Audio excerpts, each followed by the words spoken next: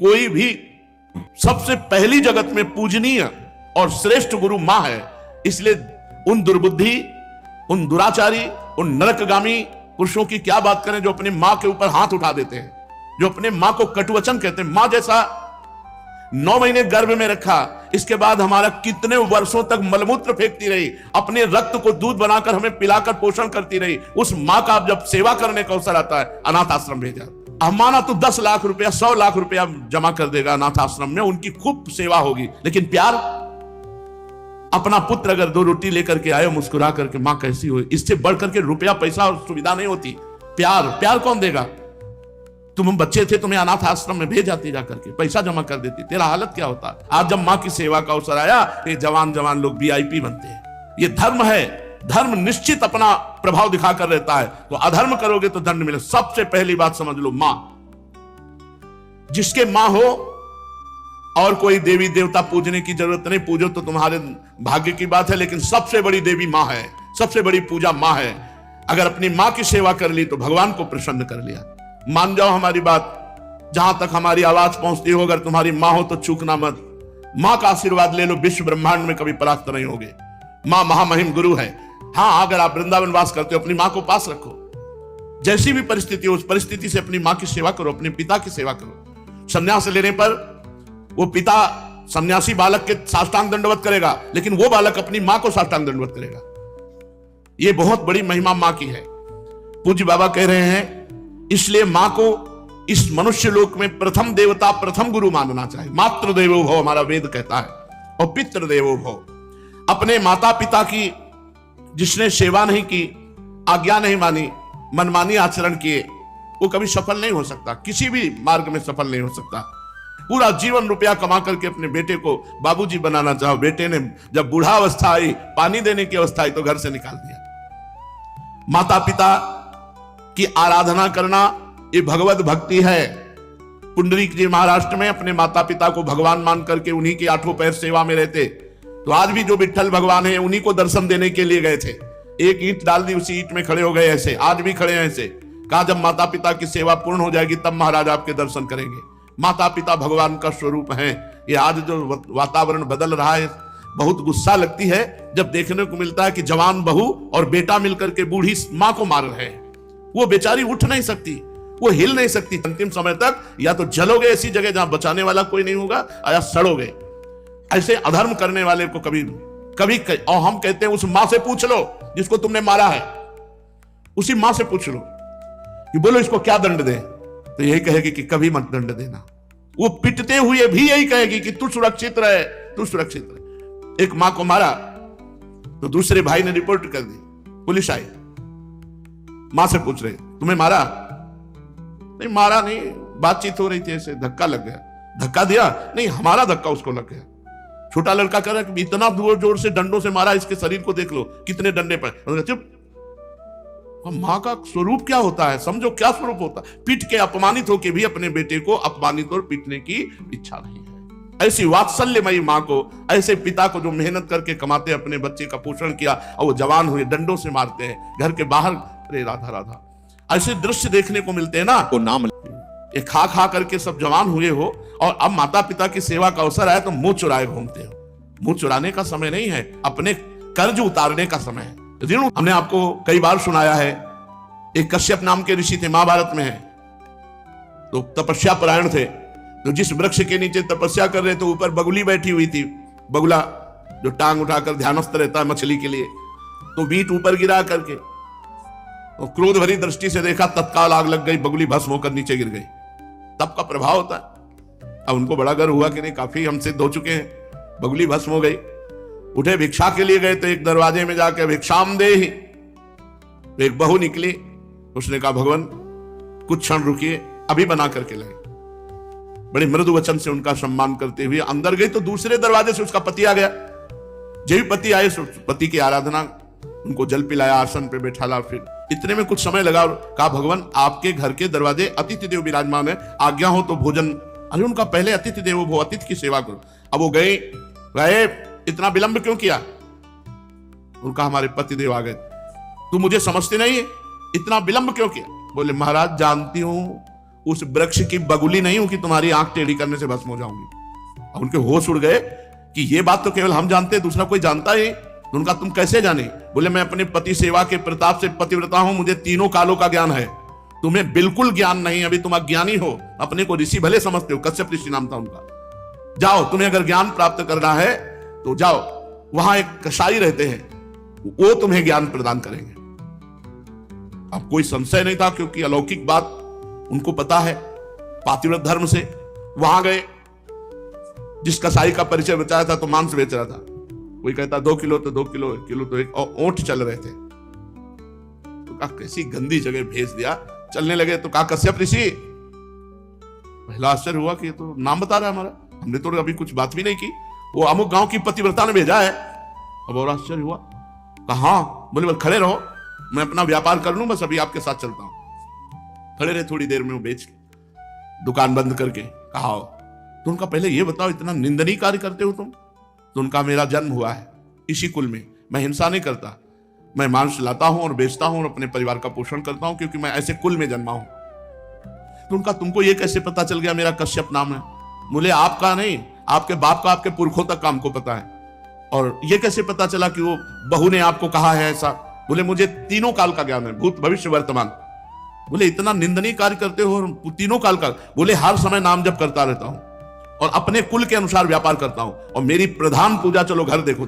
जब घर में गए तो श्वेत पलंग पर बूढ़े माता पिता सजाए देवता की तरह बैठे थे। जाके साष्टांग दंडवत की और कहा मां आपके घर में अतिथि आए हैं, उनका अतिथि से मिलो और सेवा करो। उनका ये हमारे भगवान है, 8 पहर इनकी पूजा करता हूं अपने माता पिता की, और अपने कुल के अनुसार आचरण करता हूं और निरंतर नाम जप करता हूं। उसके प्रताप से मुझे तीनों काल का ज्ञान है, भूत भविष्य वर्तमान। तुम अपनी माता पिता को छोड़ करके तपस्या के लिए निकले हो, और वो भी अंधे हैं तुम्हारे माता पिता, जो स्वयं पानी नहीं ले सकते। तुम्हें कभी ना परम पद मिलेगा, ना स्वर्ग मिलेगा, नरक मिलेगा तुम्हें। उसी समय वापस हो गए। और जब माता पिता का शरीर पूरा हुआ तब पुनः तपस्या में लगे। माता पिता भगवान का स्वरूप है। स्वयं प्रात काल उठी कै रघुनाथा, मातु पिता गुरु ना वही माथा। अपनी माता, अपने पिता, अपने गुरुदेव के चरणों में स्वयं राम जी महाराज मस्तक रखते थे प्रात काल उठ करके। सबसे पहले अपने माता पिता की जो आज्ञा का उल्लंघन करते हैं उन्हें कभी सदगति प्राप्त नहीं होती।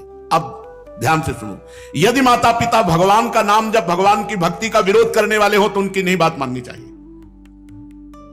यदि माता पिता भगवान की भक्ति का विरोध करने वाले हो तो नहीं माननी चाहिए। यदि माता पिता गंदी आज्ञा करे तो नहीं। रोटी दाल खाओ, नहीं चाहे उपवास करके मर जाओ, तुम्हें मुर्गा बकरी नहीं देंगे आके, तुम्हें शराब नहीं पिलाएंगे आके। एक तरफ भक्ति का वर्णन किया, अब ये वर्णन किया उनके दुष्परिणाम। और अगर माता पिता गलत आज्ञा करते हैं तो नहीं, पानी पी के रहो, ऐसे रहो, शराब तुम्हें नहीं देंगे, मांस तुम्हें नहीं देंगे। क्यों गलत आदत बनाई? जो धर्म विरुद्ध है वो हम तुम्हें लाके नहीं दे सकते।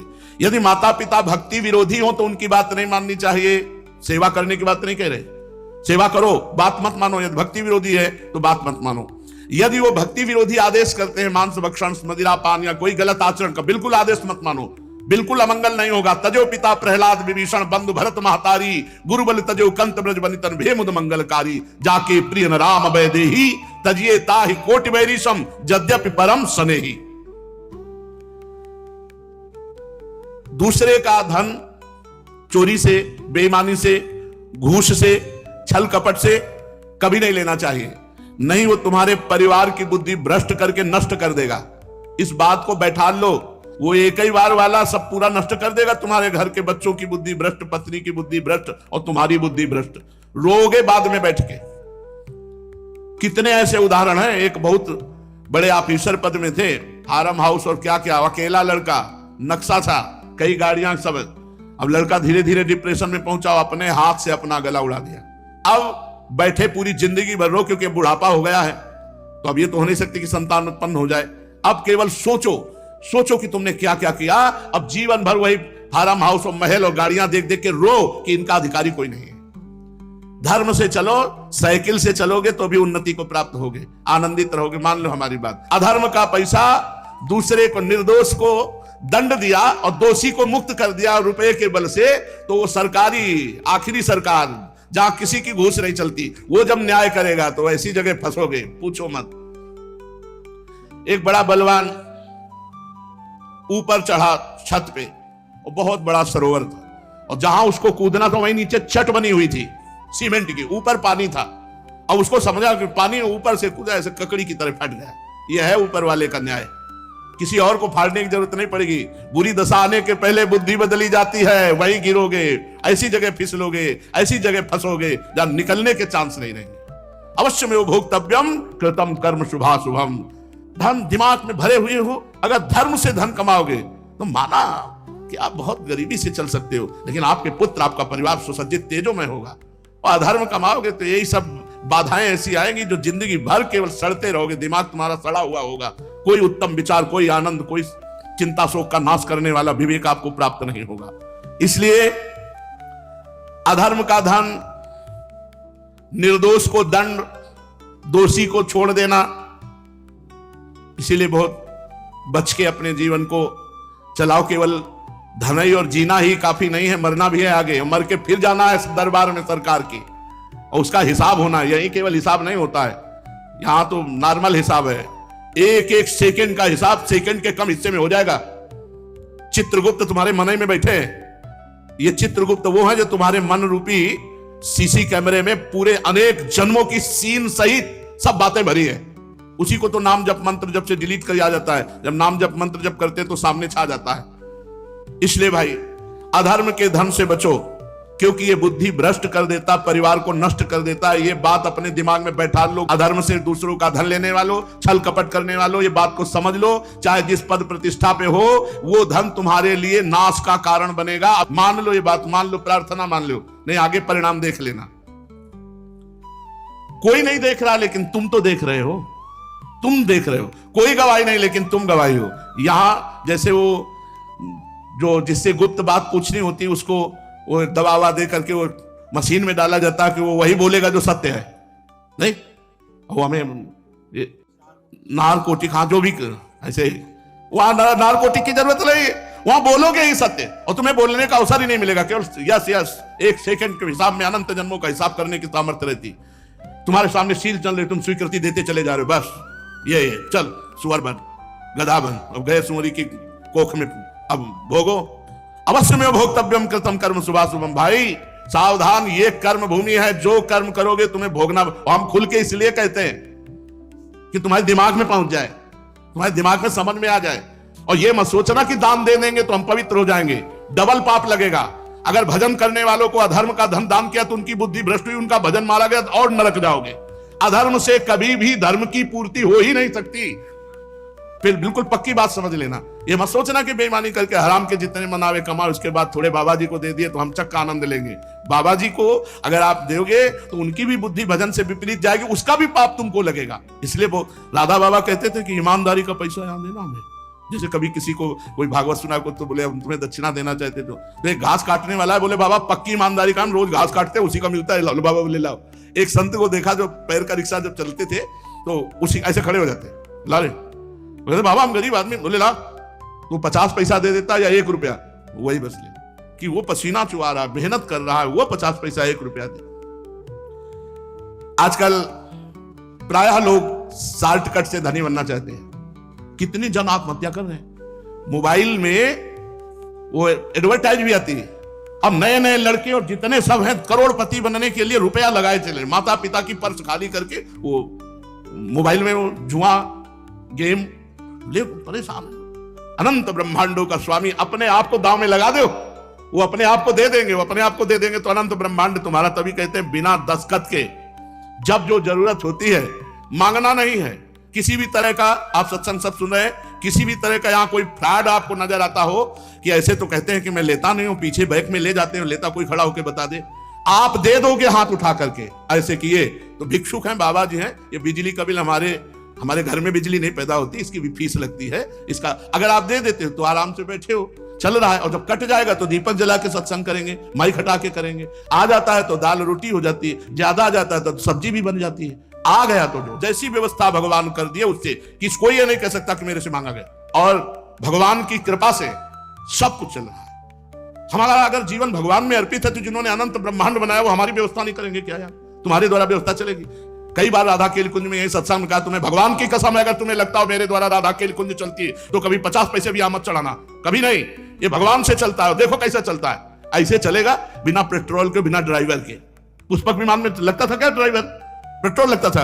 अरे राधा केल कुंज भी चल रही है, उन्हीं से चल रही, उन्हीं से चल, कैसे चल रही? दिमागों में चल रही, हृदय में चल रही, सबका भरण पोषण हो रहा है।